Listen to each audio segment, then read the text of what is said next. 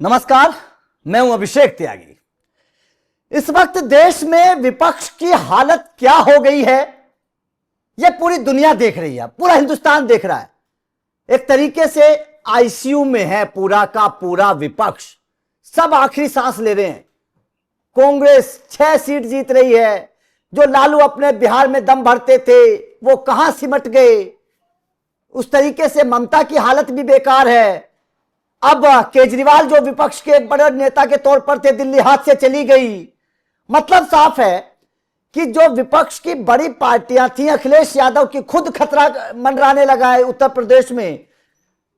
मायावती कहां है कुछ पता नहीं है, पिछले चुनावों से आप देख रहे हैं। कुल मिलाकर साफ है कि जो विपक्षी बड़ी पार्टियां ये कहती थी कि हम वास्तव में ताकतवर हैं, आज वो कहां है। और जो बीजेपी एक दौर में 84 में 2 सीटों से शुरू हुई थी, वो आज कहां है, ये पूरा हिंदुस्तान देख रहा है। लेकिन इसके पीछे की एक वजह है और वो वजह आप लोगों को समझनी चाहिए। कहते हैं कि इंसान का अपना एक वजूद होता है। वो वजूद इसलिए कि आप अपनी बात पर अडिग रहें, आप अपने अमल पर अडिग रहें, आप अपने विचारों पर अडिग रहें। जो इंसान अपने विचारों पर, अपने वजूद पर अडिग रहता है, उस पर देश की जनता भरोसा करती है। ये बात चाहे पार्टी की कर लीजिए, ये बात चाहे किसी नेता की कर लीजिए। प्रधानमंत्री नरेंद्र मोदी साल 2000 में सत्ता में आए थे, तब से आज तक बीजेपी राम मंदिर की बात करती है लगातार, चाहे सरकार कैसी भी हो। लेकिन बीजेपी ने राम मंदिर का साथ नहीं छोड़ा। देश की जनता को भरोसा था कि हां, बीजेपी ही वो पार्टी है जो राम मंदिर की बात करेगी, तो देश के लोगों को भरोसा हुआ। लेकिन आज चर्चा विपक्ष की इसलिए होनी जरूरी है क्योंकि जिस कांग्रेस के साथ लालू हैं, जिस कांग्रेस के साथ अखिलेश हैं, जिस कांग्रेस के साथ ममता खड़ी हैं, जिस कांग्रेस के साथ बाकी पूरा विपक्ष खड़ा है, इस विपक्ष का जन्म असलियत में कांग्रेस के विरोध करते हुए हुआ था। याद करिए 1977 का चुनाव, जब जनता पार्टी सत्ता में आई थी। जनसंघ उस वक्त जनता पार्टी के साथ हुआ करता था, लेकिन सरकार जब गिरी तो जनसंघ ने कहा कि भैया हमारी आपसे दोस्ती बनेगी नहीं, हम अलग रास्ते पे चलेंगे, आप अलग रास्ते पे चले जाओ। जनसंघ अलग हो गया, बाकी पूरा विपक्ष अलग हो गया जो इंदिरा गांधी की सरकार के खिलाफ खड़ा था। उसके बाद में पूरा जो विपक्ष था उसमें चाहे आप बात किसान नेताओं की कर लीजिए, बात चाहे आप बिहार के नेताओं की कर लीजिए, उत्तर प्रदेश के नेताओं की कर लीजिए, चौधरी चरण सिंह की कर लीजिए, उसमें हरियाणा के भी कुछ किसान नेता शामिल थे। पूरी पार्टियां जो थी वो इंदिरा गांधी की सरकार को, कांग्रेस के वजूद को खत्म करने के लिए आई थी। लेकिन आज वो हालात हो गए हैं कि ये तमाम पार्टियां कांग्रेस के वजूद को नहीं, अपने वजूद को खत्म होते हुए देख कांग्रेस के साथ गठबंधन में है। तो सवाल यहां पर यह खड़ा होता है कि जो विपक्ष बड़ी बड़ी बातें करता है, क्या वास्तव में उसका कोई वजूद है? क्या वास्तव में उसकी बातों पर भरोसा किया जाए? क्या वास्तव में उन नेताओं पर भरोसा करके ये सोचा जाए कि हां, ये देश के लिए सही है? क्योंकि एक वक्त में तो वो कांग्रेस को गाली दिया करते थे, एक वक्त में तो वो इंदिरा गांधी की सरकार गिराने की कोशिश करते थे। आज उसी इंदिरा गांधी के पोते के साथ खड़े हो जाते हैं। तो किस पर भरोसा किया जाए? उन पार्टियों पर भरोसा किया जाए या नेताओं पर भरोसा किया जाए? लेकिन अगर बात मैं जनसंघ की करूं, जब से अलग हुई है विपक्ष से, तब से उनके साथ हाथ मिलाया नहीं है। एक अकल अलग रास्ते पर चलकर आज बीजेपी कहां से कहां पहुंच गई, पूरा हिंदुस्तान देख रहा है। पंकज सर मेरे साथ मौजूद हैं। पंकज सर, इतिहास के पन्नों को देखें तो क्या समझते हैं आप? क्योंकि यह पूरा विपक्ष तो कांग्रेस के खिलाफ खड़ा हुआ था, आज कांग्रेस के साथ खड़ा हो गया है। किस पर भरोसा किया जाए? विपक्ष को कैसे यह समझ लिया जाए कि ये नेता ठीक है? कैसे समझा जाए पंकज सर? इस देश में 3 धाराएं हुई है राजनीति की जी। एक धारा था वामपंथ का धारा जी, जिसको आप कम्युनिस्ट पार्टियां कह सकते हैं। हाँ। दूसरी धारा थी समाजवादी धारा, जिसे बहुत सारे जितने आपको दिख रहे हैं ना, वो चाहे मायावती, मुलायम की पार्टी, लालू यादव, लालू की पार्टी, जनता दल, ये सारे हाँ, ये बीजू जनता दल सारे समाजवादी धारे के थे। हाँ। तीसरी धारा थी ये राइट विंग, जो कि जनसंघ और बाद में जाके बीजेपी बनी वो। और इन सब के बीच बड़ी धारा थी मध्यम मार्गी, जो कांग्रेस की धारा थी। उसमें थोड़ा सा वामपंथ, थोड़ा सा समाजवाद, थोड़ा सा राइट विंग, थोड़ा सा सब कुछ था। तो क्या होता है, जब गंगा बहती है ना, तो छोटी छोटी नदियां उसमें आके मिल रही थी। हाँ। समाजवादी भी कुछ मिल गए, ये सब भी हो गए। लेकिन हुआ क्या कि धीरे धीरे गंगा सिकुड़ती चली गई। और अभी स्थिति यह है कि जो कभी पार्टियां कांग्रेस विरोध के विचार पे बनी ही थी, वो सारी की सारी मजबूरीवश, परिस्थिति के वश आज कांग्रेस के साथ है। लेकिन फिर भी मैं बोल रहा हूं एक चीज, कि सिर्फ साथ आने से काम नहीं चलता। विषय साथ आकर करोगे क्या, ये भी बताना पड़ता है। बिल्कुल सही बात, आपकी विचारधारा क्या है, हाँ, जरूरी है।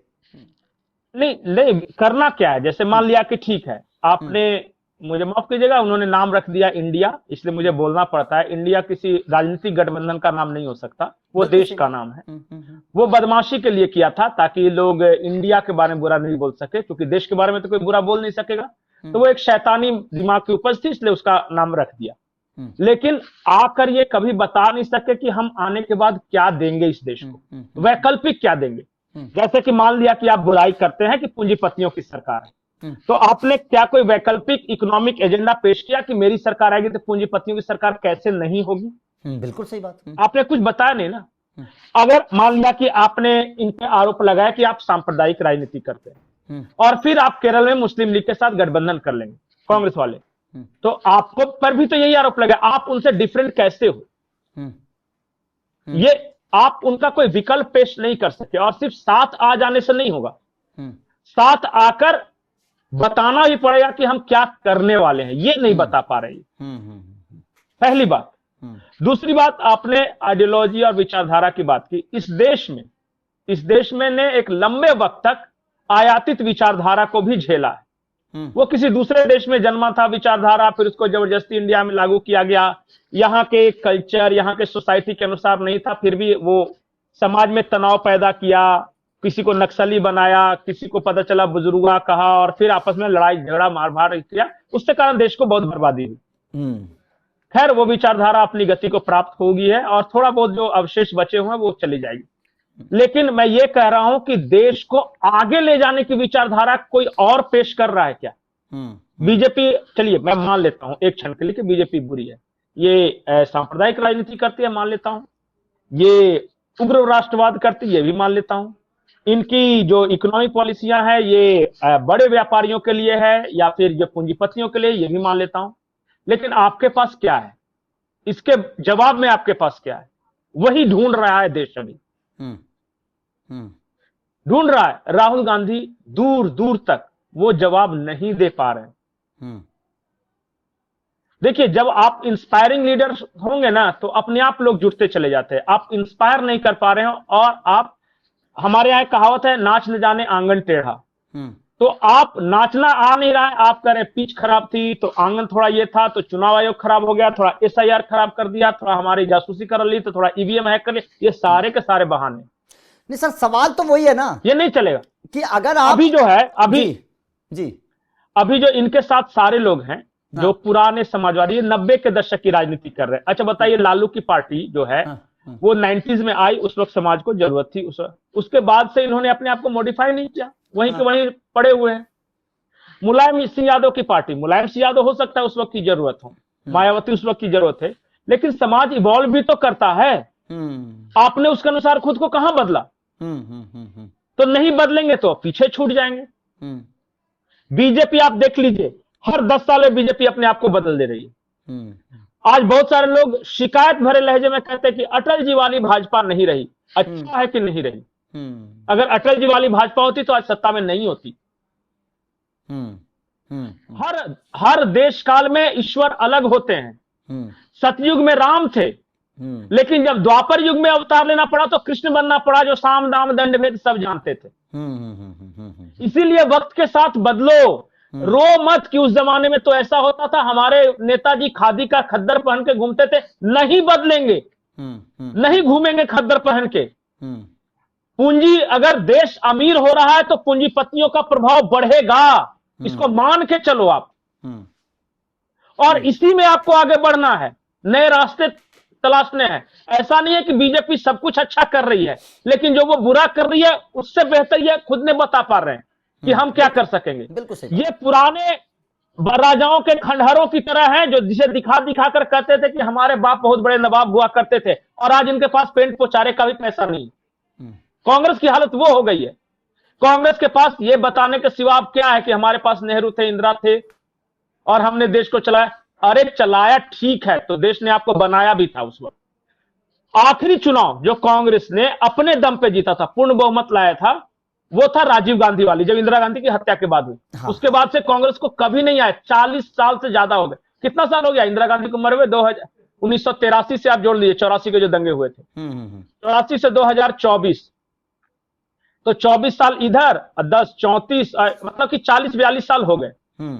40-42 साल से कांग्रेस को कभी बहुमत आई नहीं, और आज भी उसी ख्वाब में जी रहे हैं कि हमारे इंदिरा गांधी थे। 2 पीढ़ियां गुजर गई, 2 पीढ़ियां। जो यूपीए की सरकार बनी उस समय कांग्रेस की सरकार नहीं मानता, वो तो सब मिला जुला के जैसे तैसे ये करके था। उस वक्त आडवाणी को घोषणा कर दिया, नाम कर दिया, तो इनमें भी बहुत सारे फ्रैक्शंस थे। इस वजह से कांग्रेस का रिवाइवल कभी नहीं हुआ। संगठनिक दृष्टिकोण से, नए नेताओं को उभारने के दृष्टिकोण से नहीं हुआ।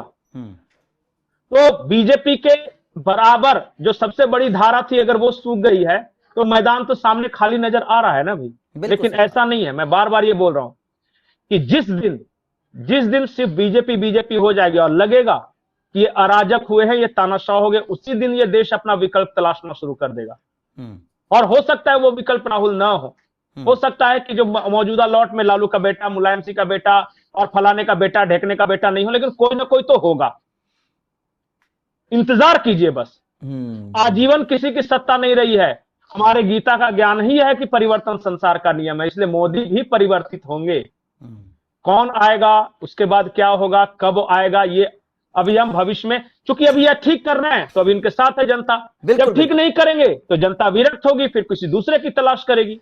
बिल्कुल आपकी बात ठीक है सर, लेकिन सामने वाले को भी तैयार रहना चाहिए। बिल्कुल लेकिन सामने वाले को भी तैयार रहना चाहिए। सामने वाले की तैयारी नहीं है आज के तारीख में। सवाल बहुत बड़ा, और सवाल का जवाब देश की जनता को भी सोचना चाहिए, इतिहास को पढ़ना चाहिए और यह समझना चाहिए कि इन लोगों का वजूद क्या है। जो लोग कांग्रेस के विपक्ष में खड़े होकर, आवाज उठाकर, जेलों में जाकर आंदोलन करके खड़े हुए हैं, वो लोग अब कांग्रेस को अपना दोस्त बताने लगे। क्या वजूद है इन लोगों का, क्या वजूद है इन पार्टियों का, कैसे भरोसा किया जाए इन नेताओं पर, इन पार्टियों पर? जी पंकज सर। नहीं, एक चीज और है, मैं बोल रहा हूं कि मुझे थोड़े समय के लिए ही, बहुत अल्पकालीन समय के लिए केजरीवाल पे थोड़ा सा एक लगा था। हाँ। ये स्पार्क शायद कुछ नया आ रहा है, लेकिन हाँ। बाद में जब सरकार में आया है तो ये शराब घोटाला और फिर वही सब, फिर मतलब गड्ढम गड्ढ हो गया, सब खत्म हो गया वो। और बहुत सारे लोग निराश थे इस बात को लेकर।